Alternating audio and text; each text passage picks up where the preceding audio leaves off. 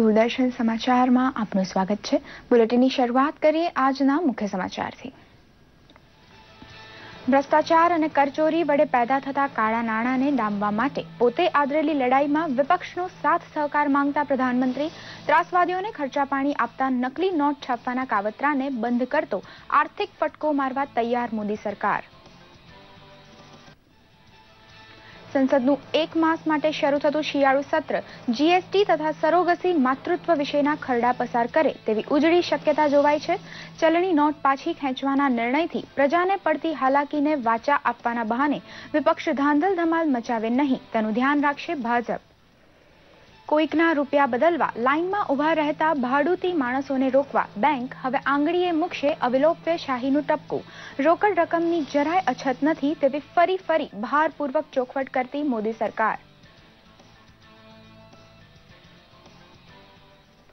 Zero બેલેન્સથી ખોલાવેલા Jan Dhan ખાતામાં 50,000થી વધુ રોકડ મળી તો પગલાં લેશે મોદી સરકાર।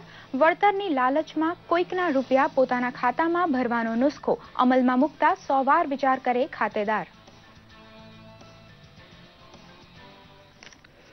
જીએસટી ભરવાપાત્ર ધંધો ધરાવતા વેપારીઓના ઓનલાઈન રજીસ્ટ્રેશનનો પ્રારંભ કરાવતા નાયબ મુખ્યમંત્રી નીતિનભાઈ પટેલ જીએસટીના અમલ માટે આગોતરી તૈયારીમાં અગ્રેસર બન્યું ગુજરાત।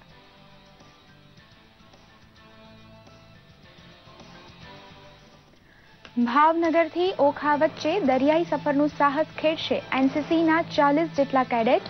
મુખ્યમંત્રીને દ્વારકાધીશ સેઇલિંગ એક્સપેડિશનની માહિતી આપવા માટે મળ્યા મેજર જનરલ સુભાષ શરણ।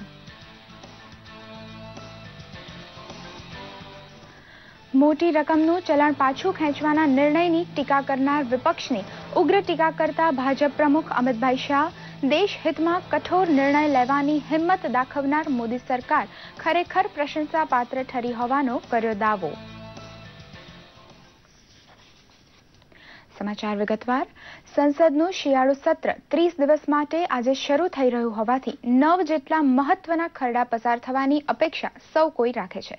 જીએસટીનો અમલ 1 એપ્રિલ 2017થી શરૂ થાય તેવો નિર્ણય કરતો ખરડો પેન્ડિંગ છે તો કોઈકને સંતાન સુખ આપવા માટે પોતાની કૂખ ભાડે આપતી સરોગેટ મધરની પ્રથા ઉપર નિયંત્રણનો કંઈક રસ્તો આ સત્રમાં નીકળી શકે છે। મોટી રકમનું ચલણ પાછું ખેંચવાના નિર્ણયના પગલે જનતાને પડતી હાલાકીને વાચા આપવાને બહાને સરકારને ઘેરવા વિપક્ષ તૈયાર છે પણ ભાજપ દ્વારા પણ પ્રતિકારની વ્યૂહરચના ઘડાઈ ચૂકી છે। ભ્રષ્ટાચાર કાળા નાણાં અને ત્રાસવાદીને ફંડ આપતી વ્યવસ્થા તોડી પાડવા માટે સરકારે આદરેલી લડાઈમાં વિપક્ષનો સાથ સહકાર પ્રધાનમંત્રી મોદીએ માંગ્યો છે। સંસદના શિયાળુ સત્રનો સમય સાર્થક રીતે વપરાય તે માટે માત્ર રાષ્ટ્રહિતના મુદ્દા ગૃહમાં ઉપસ્થિત કરવાની વિનંતી પણ તેમણે સર્વપક્ષ બેઠકમાં કરી હતી। ચૂંટણી ખર્ચમાં પારદર્શક બનવાની વાત કરવા સાથે પ્રધાનમંત્રીએ આ બેઠકમાં કહ્યું હતું લોકસભા સમાંતર તમામ વિધાનસભાની ચૂંટણી યોજવા પ્રસ્તાવ પર હવે વિચાર થવો જોઈએ। સરકાર પોતે ચૂંટણી ખર્ચ ભોગવે તેવા સ્ટેટ ફંડિંગ વિશે આગળ વધવાની પણ તેમણે હિમાયત કરી હતી।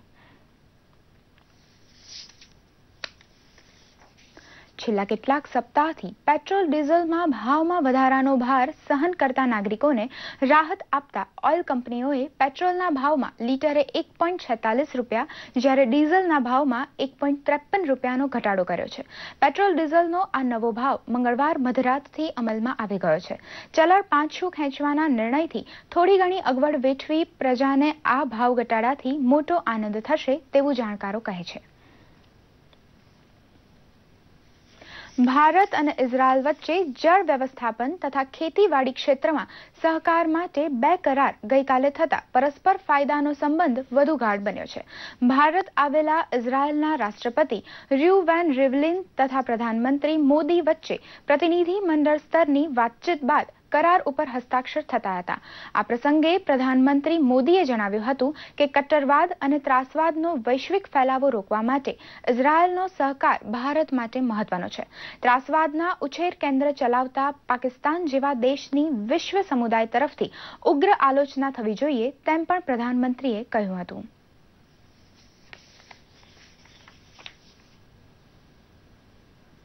જૂનું ચલણ બદલવા માટે બેંક ઉપર થતી ભીડમાં હવે ઘટાડો નોંધાતો જણાતા લાગે છે કે સૌને ખપ પૂરતી રોકડ મળવા લાગી છે. નોટ બદલવા માટે ભાડુતી માણસોને બેંકમાં મોકલતા તત્વોને ગઈકાલે બરાબરનો ઝાટકો મળ્યો હતો. મતદાન માફક નોટ બદલતી વખતે ભૂંસાય નહીં તેવી શાહીનું ટપકું કરવાનું ફરજિયાત બન્યું છે. દિવસથી બેંકોની બહાર જૂની નોટોને બદલે નવી નોટો મેળવવા માટે લાગેલી લોકોની લાઈનો નાની થવાનું નામ નથી લઈ રહી ત્યારે લોકોની મુશ્કેલી જલ્દીથી દૂર થાય તે માટે સરકારે હવે નોટો બદલવા આવનારા તમામ લોકોની આંગળી પર નિશાન કરવાનું નક્કી કર્યું છે. આ નિર્ણયનો અમલ મોટા શહેરોમાં તાત્કાલિક ધોરણે ચાલુ કરાયો છે, જેથી એક વ્યક્તિ કોઈનો હાથો બનીને વારંવાર અલગ અલગ શાખાએ જઈ નોટ બદલવા માટે લાઈનમાં ઉભો રહે નહીં. મહત્વનું છે કે પ્રધાનમંત્રી નરેન્દ્ર મોદી અને નાણામંત્રી અરુણ જેટલી વચ્ચે ગઈ રાત્રે યોજાયેલી સમીક્ષા બેઠક બાદ આ અંગેનો નિર્ણય લેવાયો હતો. We have also received reports that certain unscrupulous elements who are trying to convert their black money into white have organized groups of innocent people and are sending them. To prevent such kind of misuse, it has been decided that government would resort, the branches of banks would take resort to use of indelible ink marks for disbursement of cash. આ સાથે મંદિર સહિતના ધાર્મિક સ્થળોમાં એકત્ર થતી નાની રકમની ચલણી નોટ તથા સિક્કાઓના જથ્થાને બજારમાં ફરતો કરવા માટે કેન્દ્ર સરકારે મંદિરોને અપીલ કરી છે. તો કમાણી કરવાની લાલચમાં કોઈકના રૂપિયા પોતાના ખાતામાં ભરવાનું વિચારતા લોકો સામે પણ સરકારે લાલ બત્તી ધરતા કહ્યું છે કે ઝીરો બેલેન્સથી ખુલેલા જનધન ખાતાઓમાં 50,000 થી વધુ રકમ ભરાયેલી જો માલુમ પડી તો પગલાં લેવાશે. The Jan Dhan accounts have been used to deposit money. So a close watch is being kept on the cash deposits into the Jan Dhan accounts. The Jan Dhan account holders who are legitimately operating their accounts will not be put to any kind of difficulty. આ સાથે શ્રી દાસે social media પર ફેલાઈ રહેલી અફવાઓ પર ધ્યાન ન આપવા પણ અપીલ કરી હતી.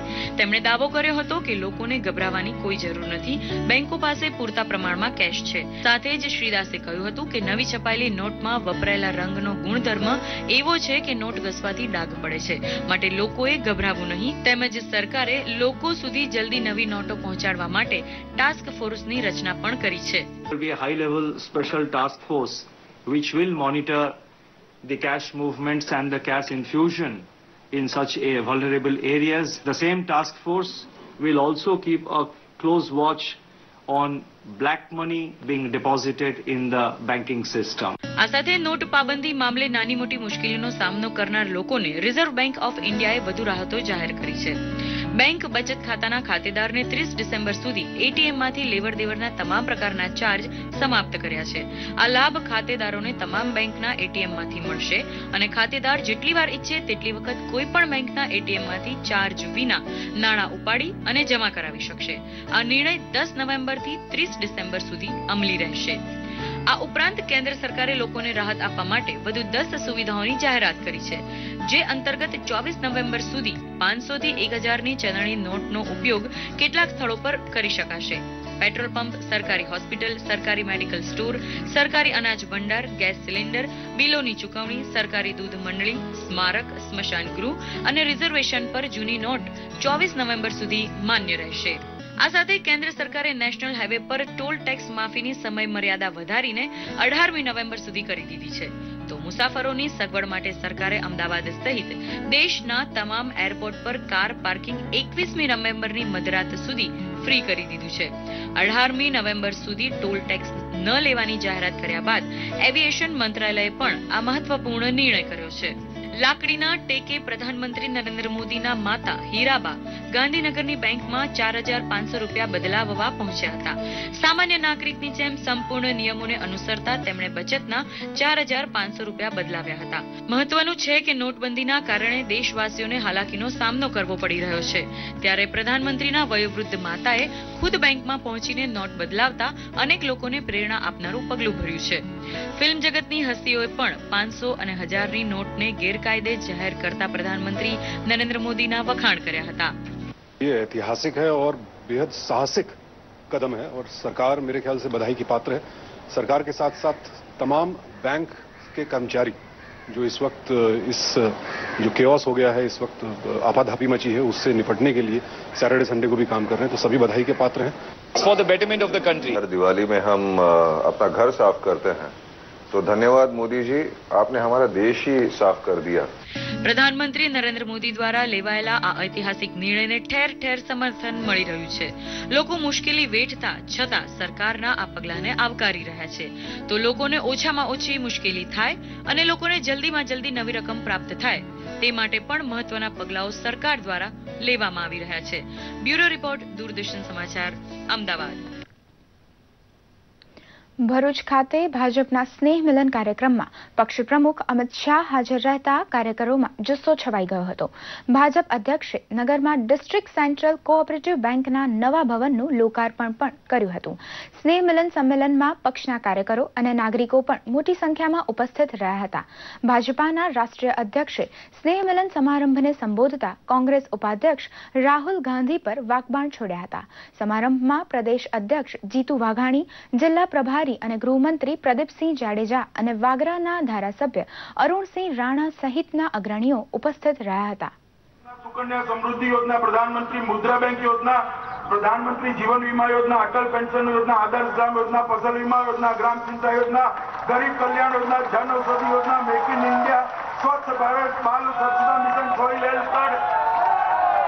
मित्रों, मारा हाथમાં 92 યોજનાઓની યાદી છે. 92 યોજનાઓ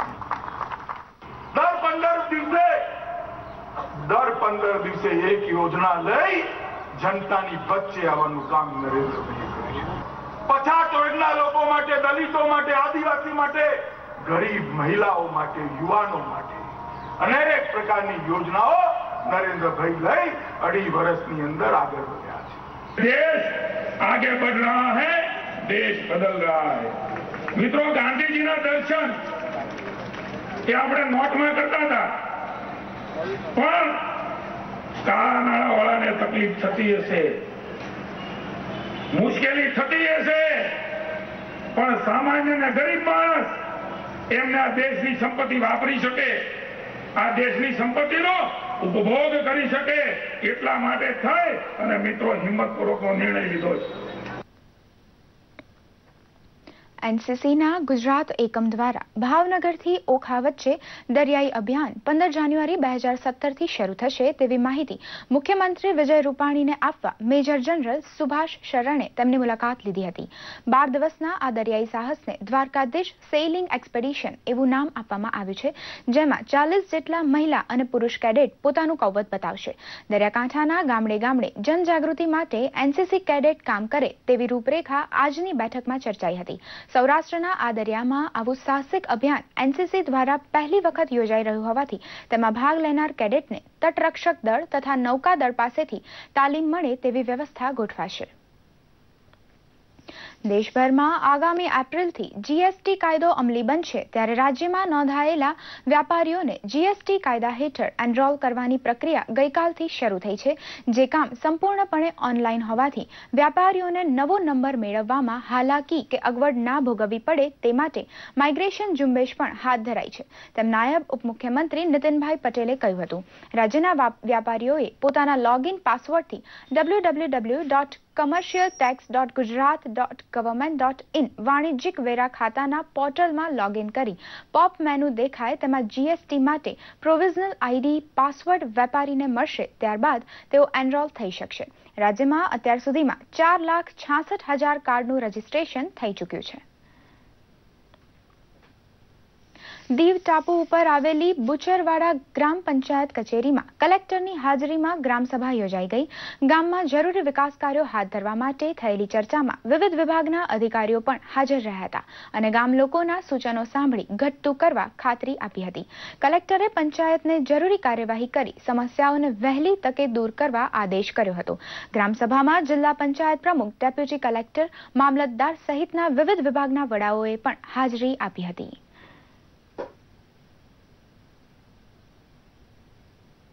આ સાથે જ આ સમાચાર અહીં સમાપ્ત કરીએ. નમસ્કાર.